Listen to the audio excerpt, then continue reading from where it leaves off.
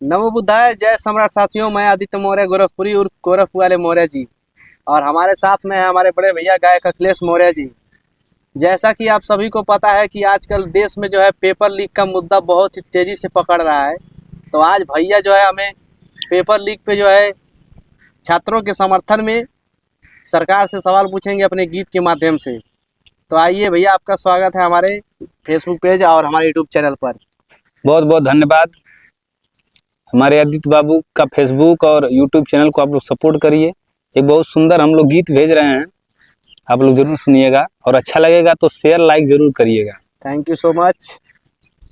हर कैसनी जमाना हो, हर दुखवा बढ़ाइल बा, पेपर वाली कहो के सपना रुलाइल बा।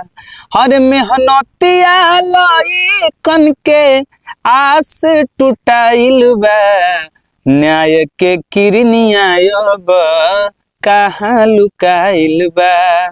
कैसनी जमाना हो, दुखवा बढ़ाइल बा, पेपर वाली कहो के सपना रुलाइल बा। हो रात रात जाग के किताबिया पढ़नी, माई बापू के सपना आँखों में गड़नी। रात रात जाग के किताबिया पढ़नी, माई बाबू के सपना आँखों में गड़नी।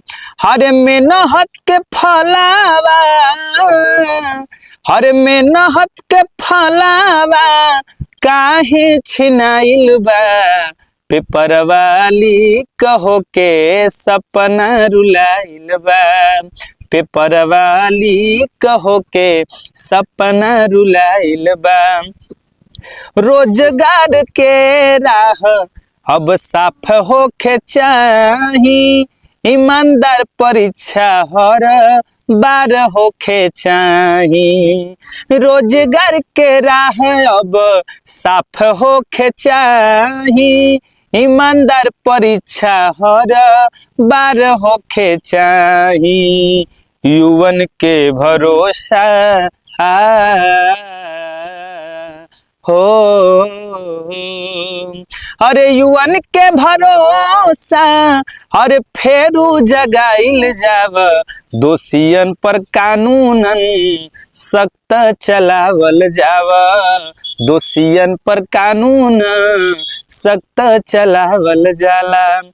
हो आवा मिल के आवाज बुलंद करीले, मेहनत के इज्जत के जिंदा रखीले।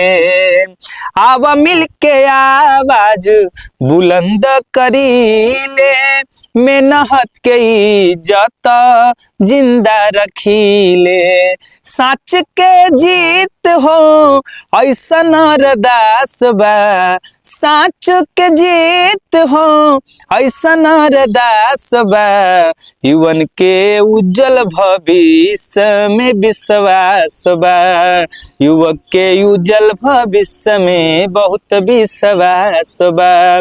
कैसनी जमाना हो, दुखवा बढ़ाइल बा, पेपर वाली कहो के सपना रुलाइल बा।